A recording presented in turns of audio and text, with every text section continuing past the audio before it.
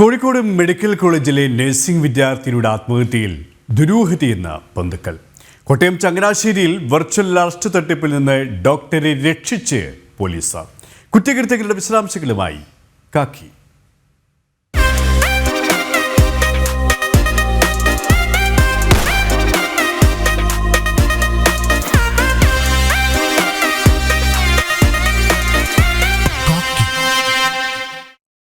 Kozhikode medical കോളേജിലെ 2ാം വർഷ nursing വിദ്യാർത്ഥിനിയെ താമസ സ്ഥലത്ത് ആത്മഹത്യ ചെയ്ത നിലയിൽ കണ്ടെത്തിയ സംഭവത്തിൽ ദുരൂഹതയെന്ന് ബന്ധുക്കൾ. അന്വേഷണം ആവശ്യപ്പെട്ട് കമ്മീഷണർക്ക് പരാതി നൽകി. കുട്ടി സന്തോഷവതിയായിരുന്നുവെന്നും ആത്മഹത്യ ചെയ്യാനുള്ള സാഹചര്യം ഇല്ലായിരുന്നുവെന്നും ബന്ധുക്കൾ പറയുന്നു. മെഡിക്കൽ കോളേജ് പോലീസ് അന്വേഷണം ആരംഭിച്ചു.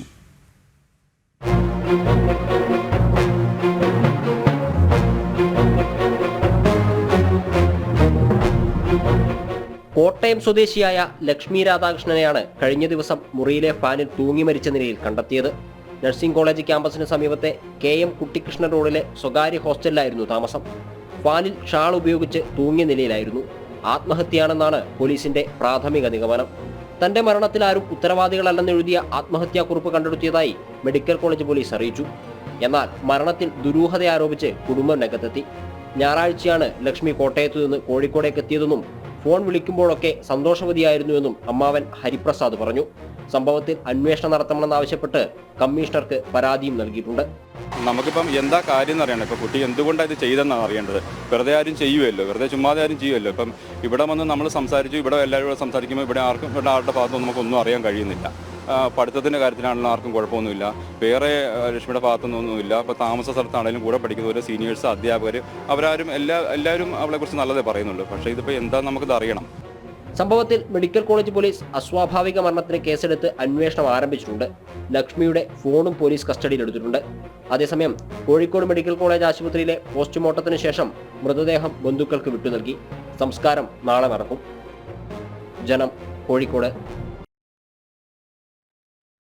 നടുറോഡിൽ വാഹനം നിർത്തിയത് ചോദ്യം ചെയ്ത യുവാവിന് നേരെ ആൾക്കൂട്ടാക്രമണം. മലപ്പുറം മങ്കട വലമ്പൂരിലാണ് സംഭവം. കരുവാരക്കുണ്ട് സ്വദേശി ഷംസുദ്ദീനെ ഒരു കൂട്ടം ആൾക്കാർ ക്രൂരമായി മർദ്ദിച്ചു. ഷംസുദ്ദീന്റെ കണ്ണിന് ഗുരുതരമായി പരിക്കേറ്റു.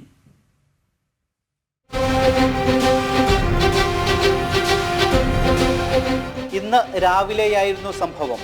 ബുള്ളറ്റിൽ സഞ്ചരിക്കുകയായിരുന്ന കരുവാരക്കുണ്ട് സ്വദേശി ഷംസുദ്ദീന്റെ വാഹനത്തിന് മുന്നിൽ അക്രമികൾ വാഹനം നിർത്തി. നടുറോഡിൽ വാഹനം നിർത്തിയത് ചോദ്യം ചെയ്തതോടെ ഒരു കൂട്ടം ആളുകൾ ചേർന്ന് മർദ്ദിച്ചു. മുന്നിൽ നിർത്തിയ ഇരുചക്ര വാഹനത്തിലുള്ളയാൾ ഫോണിൽ മറ്റുള്ളവരെ വിളിച്ചു വരുത്തിയായിരുന്നു മർദ്ദനം. ഇരുമ്പുവടി അടക്കമുള്ളവ ഉപയോഗിച്ച് മർദ്ദിച്ചു. മർദ്ദനത്തിൽ ഷംസുദ്ദീന്റെ ഇടത് കണ്ണിന് ഗുരുതര പരിക്കേറ്റു വീണ യുവാവിനെ ആശുപത്രിയിലെത്തിക്കാൻ ആരും തയ്യാറായില്ല. 1.5 മണിക്കൂറോളം യുവാവ് റോഡിൽ ചോര വാർന്ന് കിടന്നു. പിന്നീട് നാട്ടുകാരിൽ ഒരാൾ ആശുപത്രിയിൽ എത്തിക്കുകയായിരുന്നു. അക്രമത്തിൽ യുവാവിന്റെ തലയ്ക്കും കയ്യിനും പരിക്കേറ്റിട്ടുണ്ട്. പ്രവാസിയായിരുന്ന ഷംസുദ്ദീൻ 1 വർഷം മുൻപാണ് നാട്ടിലെത്തിയത്. അക്രമി സംഘത്തിൽ 15ഓളം പേർ ഉണ്ടായിരുന്നുവെന്ന് ഷംസുദ്ദീൻ പറഞ്ഞു. സംഭവത്തിൽ മങ്കട പോലീസ് കേസെടുത്ത് അന്വേഷണം ആരംഭിച്ചു. ജനം, മലപ്പുറം. ഓൺലൈൻ ട്രേഡിംഗ് ആപ്പ് തട്ടിപ്പിൽ രാജ്യാന്തര കണ്ണികടം. കേരളത്തിൽ നിന്ന് സിം കാർഡുകൾ ചൈനയിലേക്ക് എത്തിക്കുകയാണ്. തട്ടിപ്പിനായി വിദ്യാർത്ഥികളെ കൊണ്ട് സിം കാർഡുകൾ എടുപ്പിച്ച് ഏജന്റുമാർ വഴി വിദേശങ്ങളിലേക്ക് എത്തിക്കുകയാണ് ചെയ്യുന്നത്. 1 ലക്ഷത്തിലധികം സിം കാർഡുകൾ ഇത്തരത്തിൽ രാജ്യാന്തര തട്ടിപ്പ് സംഘങ്ങളിലേക്ക് എത്തിയതായും EDയുടെ കണ്ടെത്തൽ.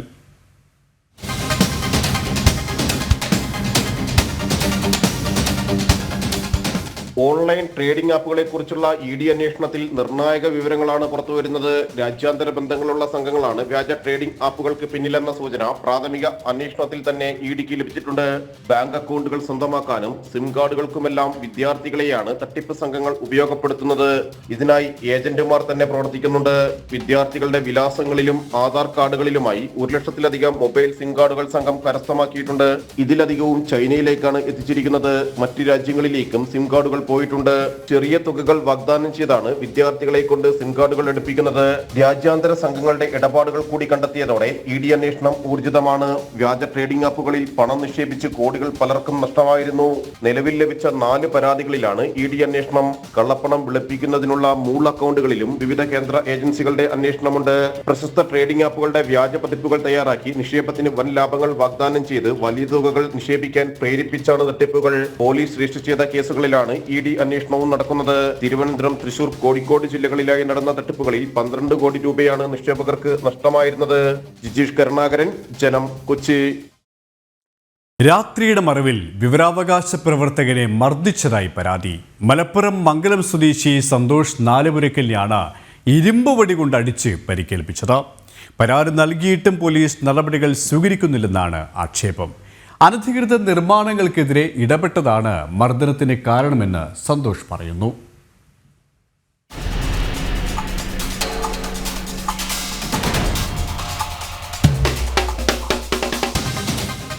അനധികൃത നിർമ്മാണങ്ങൾക്കെതിരെ വിവരാവകാശ നിയമപ്രകാരം പോരാട്ടം നടത്തുകയാണ് തിരൂർ മംഗലം സ്വദേശി സന്തോഷ് നാലുപുരയ്ക്കൽ.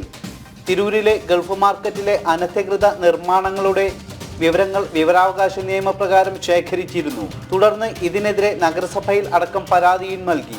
ഇതിന്റെ ശത്രുതയിലാണ് തനിക്ക് നേരെ നടന്ന ആക്രമണമെന്ന് സന്തോഷ് പറയുന്നു. അപ്പോൾ ഞങ്ങൾ വരുന്ന സമയത്ത് പോലീസ് സ്റ്റേഷൻ്റെ മുന്നിൽ വെച്ചിട്ട്, പോലീസ് സ്റ്റേഷൻ റോഡിൻ്റെ മുന്നിൽ വെച്ചിട്ട് തന്നെ സിറ്റി ജംഗ്ഷൻ്റെ അടുത്ത് വെച്ചിട്ട് തന്നെ മെയിൻ റോഡിലാണ്. മെയിൻ റോഡിലൂടെ ഞാനും മകനും കൂടെ നടന്നു വരുന്ന സമയത്ത് ഏതൊരാൾ വന്ന് എൻ്റെ ഇരുമ്പ് വടി കൊണ്ട് അടിച്ച് വീഴ്ത്തി തന്നെ.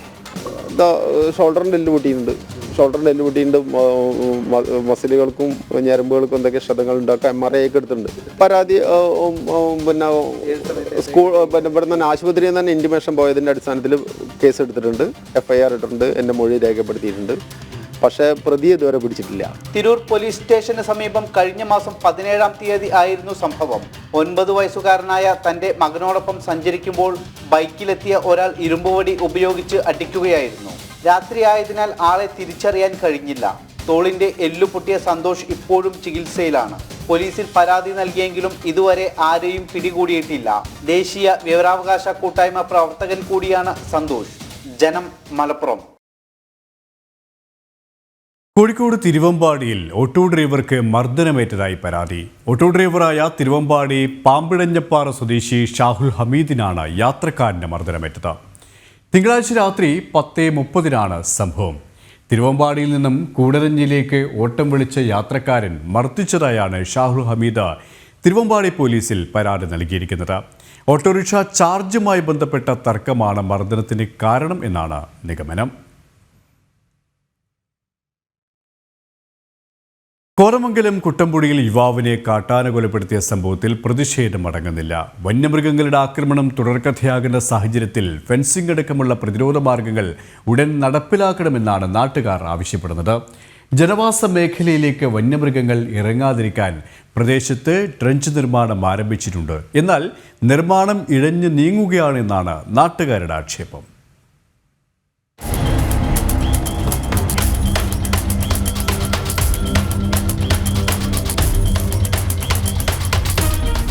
ജോലി കഴിഞ്ഞു മടങ്ങവേ മിനിഞ്ഞാന്ന് രാത്രി കാട്ടാനയുടെ ആക്രമണത്തിൽ എൽദോസ് എന്ന യുവാവ് കൊല്ലപ്പെട്ടതോടെയാണ് പ്രതിഷേധം ശക്തമായത്.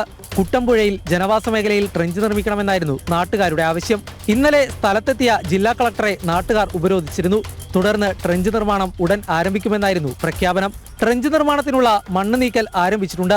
എന്നാൽ നിർമ്മാണം ഇഴഞ്ഞു നീങ്ങുകയാണെന്നാണ് നാട്ടുകാരുടെ ആക്ഷേപം. മിനിഞ്ഞാന്ന് കളക്ടറുമായിട്ടുള്ള ചർച്ചയിൽ തന്നൊരു വാഗ്ദാനമായിരുന്നു നാളെ തന്നെ പണി തുടങ്ങുന്നു. എൽദോസ് മരിച്ചപ്പോൾ, സന്തോഷ് മരിച്ചപ്പോൾ തന്ന വാഗ്ദാനമാണ്. 2 വർഷം മുമ്പ് സന്തോഷ് മരിച്ചപ്പോൾ ആണ് ഇവിടെ നമുക്ക് ട്രെഞ്ച് താത്തി തരാം എന്ന്, പിന്നെ ഒരു അപകടം, ഒരു മരണം ഒഴിവാക്കാം എന്നൊക്കെ പറഞ്ഞാണ് അന്ന് പറഞ്ഞാണ്. അത് തുടങ്ങിയത് ഇന്നലെ എൽദോസ് മിനിഞ്ഞാന്ന് മരിച്ചപ്പോൾ ലാസ്റ്റ് ബോഡി വിട്ടുകൊടുക്കാൻ വേണ്ടി കളക്ടർ എടുത്തൊരു തീരുമാനം. ഇന്നലെ വന്ന് ജസ്റ്റ് സ്റ്റാർട്ട് ചെയ്തു പോയി. ഇന്ന് ഇതുവരെ വന്നിട്ടില്ല. ഈ വന്ന് പണി പൂർത്തീകരിച്ച് ഇനി ഒരു മരണം വന്യമൃഗത്തിൽ നിന്ന് ഒഴിവാക്കണം. അതിന് വേണ്ടിയിട്ടാണ് ഞങ്ങളുടെ ആഗ്രഹം. പക്ഷെ അത് ഇപ്പോൾ ഇന്ന് ഞങ്ങൾ കാണുന്ന ഈ സമയമായിരുന്നു വരെ വന്നിട്ടില്ല. ഇത് ഇന്നലെ ആ പ്രശ്നങ്ങൾ ഒഴിവാക്കാൻ വേണ്ടി പറഞ്ഞതാണോ എന്നൊരു സംശയമുണ്ട്. പക്ഷേ പദ്ധതിയും ഫണ്ടും ഉള്ളതാണ്. നബാർഡിൻ്റെ ഫണ്ട് വെച്ചിട്ടാണ് പദ്ധതി. പക്ഷേ ഇത് സമയബന്ധിതമായിട്ട് ഇവിടെ നടക്കണില്ല. നബാർഡിന്റെ ഫണ്ട് ഉപയോഗിച്ചാണ് ഫെൻസിംഗ് സ്ഥാപിക്കുന്നതും ട്രെഞ്ച് നിർമ്മിക്കുന്നതും. വന്യമൃഗങ്ങൾ ജനവാസ മേഖലയിലേക്ക് ഇറങ്ങുന്നത് പ്രതിരോധിക്കാൻ ട്രെഞ്ച് നിർമ്മിക്കുന്നതിന് വേണ്ടിയുള്ള പ്രവർത്തനങ്ങൾ മാസങ്ങൾക്ക് മുൻപേ ആരംഭിച്ചിരുന്നതായാണ് വനം വകുപ്പ് ഉദ്യോഗസ്ഥർ വ്യക്തമാക്കുന്നത്. ട്രെഞ്ച് നിർമ്മാണത്തിന് മുന്നോടിയായിട്ടുള്ള മണ്ണ് പരിശോധനയും സർവേയും ഇപ്പോഴും പുരോഗമിക്കുകയാണ്. അതുകൊണ്ട് തന്നെ ഇതിൻ്റെ നിർമ്മാണം പൂർത്തിയാക്കാൻ ഇനിയും മാസങ്ങൾ വേണ്ടിവരും. ക്യാമറമാൻ വിപിൻ ആലുവയ്ക്കൊപ്പം കിരൺകുമാർ, ജനം, കൊച്ചി. പത്തനംതിട്ട കോന്നി മുരിങ്ങമംഗലം ക്ഷേത്രത്തിലെ കീഴ്ശാന്തിയെ പോലീസ് ആളുമാറി കസ്റ്റഡിയിലെടുത്തു. ആളുമാറിയാണ് കസ്റ്റഡിയിലെടുത്തതെന്ന് ബോധ്യപ്പെട്ടതോടെ കീഴ്ശാന്തി വിഷ്ണുവിനെ ഇരവിപുരം പോലീസ് ഇന്ന് രാവിലെ വിട്ടയച്ചു. തിടുക്കപ്പെട്ട് പോലീസ് നടപടി ക്ഷേത്ര ചടങ്ങുകൾക്ക് തടസ്സമുണ്ടാക്കിയതായി മുരിങ്ങമംഗലം ക്ഷേത്രം ഭാരവാഹികൾ പറഞ്ഞു.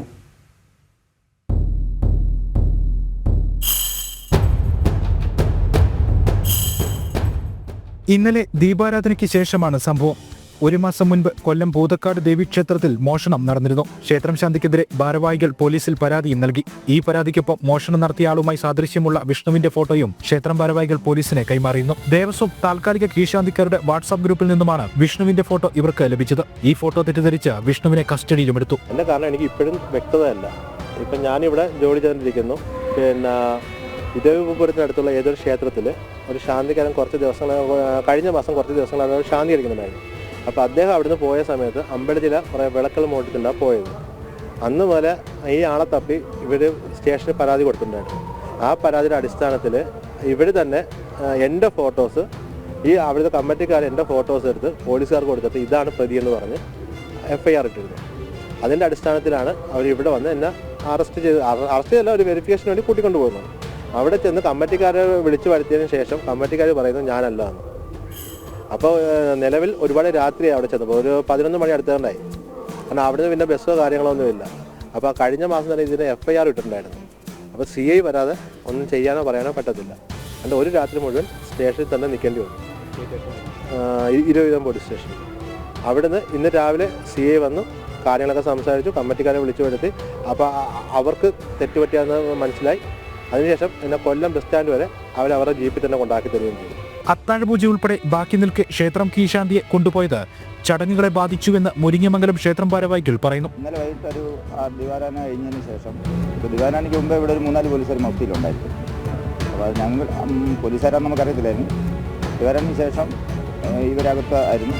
അവരകത്തുനിന്ന് ഇദ്ദേഹത്തെ ഈ കീഴ്ശാന്തിക്കാരനെ കൂട്ടിക്കൊണ്ട് വെളി വന്നു. അപ്പോൾ കോന്നി CI ഇവിടെ വന്നു. അപ്പോൾ അദ്ദേഹം ഈ കീഴ്ശാന്തിയുടെ കുറേ ഫോട്ടോസ് വാങ്ങി. കൊല്ലത്തെ ഏതോ ഒരു ക്ഷേത്രത്തിൽ മോഷണം നടത്തിയെന്നും ആ കേസിലെ പ്രതിയാണ് ഇദ്ദേഹമെന്നും. അപ്പോൾ ഇദ്ദേഹത്തിൻ്റെ തന്നെയാണ് ഫോട്ടോ കാണിച്ചത്. പേര് വിഷ്ണു. ഫോട്ടോ കണ്ടപ്പോൾ ഞങ്ങൾക്ക് ഇയാളാണെന്ന് മനസ്സിലായി. അപ്പം പോലീസ് പറഞ്ഞ് ഇയാൾ തിരുമേനിയൊന്നുമല്ല, മോഷ്ടാവാണ്, സ്വർണ്ണമോ വിളക്കുകളൊക്കെ മോഷ്ടിച്ച കേസിലെ പ്രതിയാണ്. അതുകൊണ്ട് കൊല്ലത്തും പോലീസ് വരും, അവർ കൈമാറണം. അതുകൊണ്ട് ഇവിടുന്ന് അമ്പലത്തിനകത്തുനിന്ന് അറസ്റ്റ് ചെയ്തു. എന്നാൽ അവിടെ ചെന്ന് മറ്റേ ഈ പരാതി കൊടുത്ത കമ്മിറ്റിയുടെ അടുത്ത് ഇദ്ദേഹത്തെ കൊണ്ടുപോയി അവർ പറഞ്ഞത് അല്ലാണ്ട്. അപ്പോൾ ആൾ മാറി അറസ്റ്റ് ചെയ്തിട്ട് പോയാൽ. അപ്പോൾ എന്നിട്ട് അദ്ദേഹത്തെ ഇവിടെ തിരിച്ചെത്തിക്കുകയും ചെയ്തില്ല. അദ്ദേഹത്തെ ഇന്നാണ് അവിടെ സ്റ്റേഷനിൽ നിന്ന് വിട്ടത്. അതേസമയം ക്ഷേത്രത്തിൽ മോഷണം നടത്തിയ ആളുടെ യഥാർത്ഥ ഫോട്ടോയും തിരിച്ചറിയൽ രേഖകളും പോലീസിന് കൈമാറിയിട്ടുണ്ടായിരുന്നു എന്നാണ് പൂതക്കാട് ക്ഷേത്രം ഭാരവാഹികൾ പറയുന്നത്. ക്ഷേത്രം ഭാരവാഹികൾ നൽകിയ ഫോട്ടോ കേന്ദ്രീകരിച്ചായിരുന്നു അന്വേഷണമെന്ന് ഇരവിപുരം പോലീസും പറയുന്നു. ജനം, പത്തനംതിട്ട. കോട്ടയം ചങ്ങനാശ്ശേരിയിൽ വെർച്വൽ അറസ്റ്റ് തട്ടിപ്പിൽ നിന്നും ഡോക്ടറെ രക്ഷിച്ച് പോലീസ്.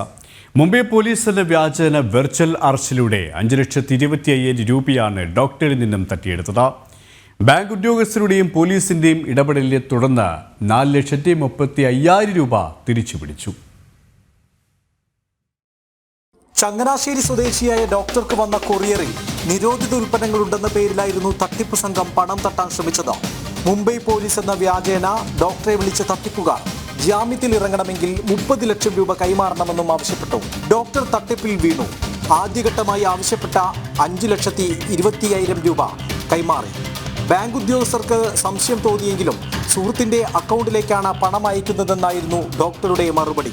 ഓൺലൈൻ തട്ടിപ്പുകൾ തടയാനുള്ള SBIയുടെ പ്രത്യേക മോണിറ്ററിംഗ് സംവിധാനത്തിൽ ഡൽഹി കേന്ദ്രമായി പ്രവർത്തിക്കുന്ന ഉദ്യോഗസ്ഥർക്ക് തട്ടിപ്പാണെന്ന് ബോധ്യപ്പെട്ടതോടെ ഇവർ ഉടനെ ചങ്ങനാശ്ശേരി ബാങ്ക് മാനേജരെ വിവരമറിയിച്ചു. ബാങ്ക് മാനേജർ തിരുവനന്തപുരത്തുള്ള സൈബർ സെല്ലിന് വിവരം കൈമാറി. പിന്നാലെ ചങ്ങനാശ്ശേരി പോലീസ് ഡോക്ടറുടെ വീട്ടിലെത്തിയെങ്കിലും ഡോക്ടർ സഹകരിച്ചില്ല. പിന്നീട് ബലം പ്രയോഗിച്ച വീട്ടിൽ കയറിയാണ് പോലീസ് തട്ടിപ്പ് തടഞ്ഞത്. ഇൻസ്പെക്ടർ അകത്തിരിക്കുന്ന ഫോൺ കോളിൽ ഹിന്ദിയിൽ സംസാരിക്കുന്നത് കേട്ടു. ഈ ഫോൺ കോൾ ചെയ്യുന്നതിൻ്റെ ഇടയ്ക്ക് നിങ്ങൾ പുറത്തേക്ക് പോകരുത് എന്നുള്ള രീതിയിലാണ് ഫോൺ കോളിൻ്റെ ഇടയ്ക്ക് നിങ്ങൾ പുറത്തേക്ക് പോകരുത് എന്ന് ഹിന്ദിയിൽ പറയുന്നത് ഇൻസ്പെക്ടറുടെ ശ്രദ്ധയിൽപ്പെട്ടു. അപ്പോൾ ഇദ്ദേഹം അകത്ത് കയറി വാതിലടയ്ക്കാൻ പോയപ്പോൾ ഇൻസ്പെക്ടറും കൂടെ കയറി അല്പം അദ്ദേഹത്തിൻ്റെ സമ്മതത്തിനെതിരായിട്ട് നമ്മൾ അകത്ത് കയറി അദ്ദേഹത്തിൻ്റെ ഫോൺ വാങ്ങി പരിശോധിച്ചപ്പോഴാണ് മുംബൈ പോലീസ് എന്നുള്ള നിലയ്ക്ക് വെർച്വൽ അറസ്റ്റിൻ്റെ ഫ്രോഡ്സ്റ്റേഴ്സ് ഇരുന്നത്. അപ്പോൾ നമ്മൾ കേരള പോലീസാണെന്ന് പറയുകയും തിരിച്ച് അവരെ ചോദ്യം ചെയ്തത് അവർക്ക് മനസ്സിലായതുകൊണ്ട് തന്നെ പെട്ടെന്ന് ഫോൺ കട്ട് ചെയ്യുകയാണ് ചെയ്തത്. അപ്പോൾ ഈ 1930 വിളിച്ചത് പ്രകാരവും അതുപോലെ ബാങ്കിൻ്റെ ഫിനാൻഷ്യൽ ഇൻ്റലിജൻസ് യൂണിറ്റ് ഇടപെട്ടതും മൂലം ഈ 5 ലക്ഷം രൂപയോളം ട്രാൻസാക്ഷൻ ചെയ്തതിൽ 4,65,000 രൂപ ഫ്രീസ് ചെയ്യപ്പെട്ടു. ബാക്കി 65,000 രൂപയാണ് നഷ്ടപ്പെട്ടിട്ടുള്ളൂ. തട്ടിപ്പുകാർ സുപ്രീം കോടതിയുടേതെന്ന രീതിയിൽ ചില രേഖകളും ഡോക്ടർക്ക് അയച്ചു നൽകിയിരുന്നു. പോലീസ് ഇടപെടലിനെ തുടർന്ന് 4,60,000 രൂപ മരവിപ്പിച്ചു. 65,000 രൂപയാണ് നഷ്ടമായത്. തട്ടിപ്പ് സംഘം ആദ്യം ബന്ധപ്പെട്ടപ്പോൾ തന്നെ പോലീസുമായി നേരിട്ടോ അടിയന്തര ഫോൺ നമ്പറുകളിലോ ബന്ധപ്പെട്ടിരുന്നുവെങ്കിൽ തട്ടിപ്പ് നേരത്തെ തടയാമായിരുന്നുവെന്നാണ് പോലീസ് പറയുന്നത്. ജനം, കോട്ടയം.